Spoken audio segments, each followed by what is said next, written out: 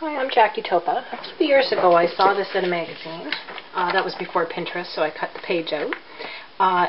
They made this insert in a card and they used an X-Acto knife to cut it out. So I've been waiting for a while. I've been trying to find a way to do this with Stampin' Up! Products. So I tried it with our labels collection and this is what I came up with. So I'll show you how to do that. Okay, there's two parts to this project, and the first one is you're going to make a template. So I use I think it's called the Perfect Penance die, and I cut out cereal boxes and then I just glued them together. This one is 5 layers. I found that was a good thickness for my big shot. I cut out extra as well because after they've compressed for a while you might find that they'll stop cutting, and then just add one more layer. And once it compresses, that you've used it for a while, that's about as thin as it'll get, so you won't have to keep adding layers later. So go ahead and make your template and then I'll show you how to do the rest of the project. Okay, normally when you are using framelits you have tab 2 closed, but for this we're going to open it because we have the extra thickness of the template to make up for that tab 2. So cut a piece of cardstock 5 inches by 8 inches and score it at 4 inches. And I'll just leave that on there. And then you're going to take your framelits, and I took every other size. And what you want to do is have the bottom of your card as close to the edge of the plate as you can. And then you're going to put your framelits face down like this, and you're going to try and center it, and there's one size in between, and then I skipped that one, and you're going to butt it up as close as you can without overlapping because you don't want to ruin your framelits. And again, you're going to try and center it, and then this is I think the second smallest, so I skipped another size in between, again squished up to the top. So this is the part you're going to be using, so you want to make sure that's good. So I've got enough room here. I can get that through my big shot, and I'm going to take my template and lay it. Doesn't really matter where the bottom goes, I guess, as long as it'll fit through, and I want the top to be at the center. And then I'll lay my other plate on top of that and run that through the big shot. When I take that apart, it's cut only there where my template was. So we're going to take something soft. You can use a Mouse pad or a piercing mat. And for the first one, I think I'll use my template as my guide down to where it's cut. And I'm just going to score that to the first cut line.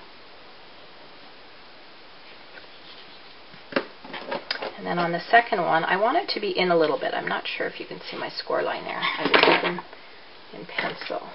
Let's see. So there's my first score line. That was where I outlined my template. Now the second score line, I'm going to go from this point to the edge of the cut. And then on this one, I will do from this point to the edge of the cut. So go ahead and do that with your scoring tool.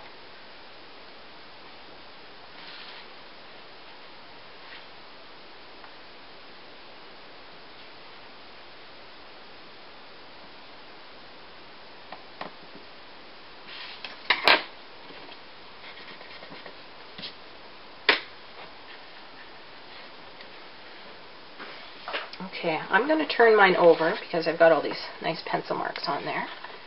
And so first, I'm going to fold it that way. Just kind of do it with your fingers for now. Don't use your bone folder yet. And then these two are going to get folded the other way, and you're going to just pinch there. So on the first one, I guess I should have said that, I only kind of pinched along where the tree is going to be. Now these are the harder score lines because they're not really even. Oops, I should be doing it the other way. So I want to do the back pointing out. So pinch that along your score lines.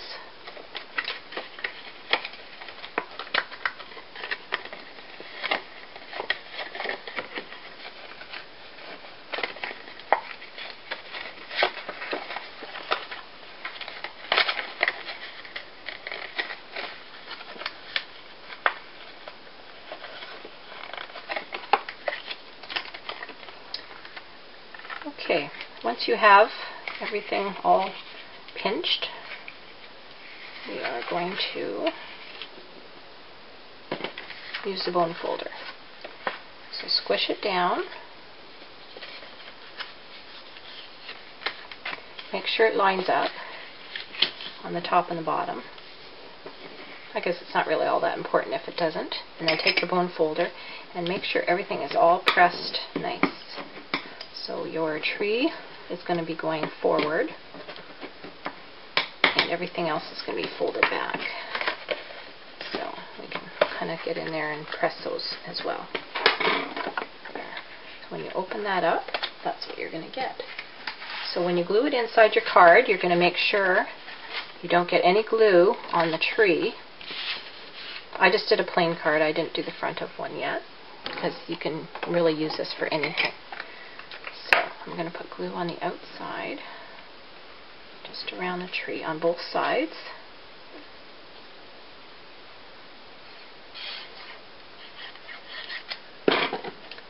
And then you glue that to the inside of your favorite card. Line that up.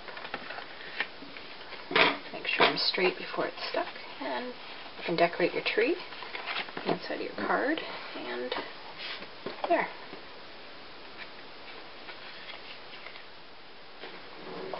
I've had so much fun making these trees, now I have to start making some cards to put them in. So here's one version I did. I used Joyful Christmas, and the sentiment came with 2 sentiments. And so one I used on the outside, and one I used on the inside with my tree. For the outside, I just stamped the poinsettia in silver, and the leaves, embossed it in silver, I should say. I stamped it with Versamark, and I used summer starfruit, old olive, and pink pirouette with an aqua painter. And then, I don't know if you can see the shimmer on that, but I just took some clear, the dazzling details, and a Q-tip, and I just put some gobs around and spread it around with a Q-tip, and then when it dries you get a nice shimmer.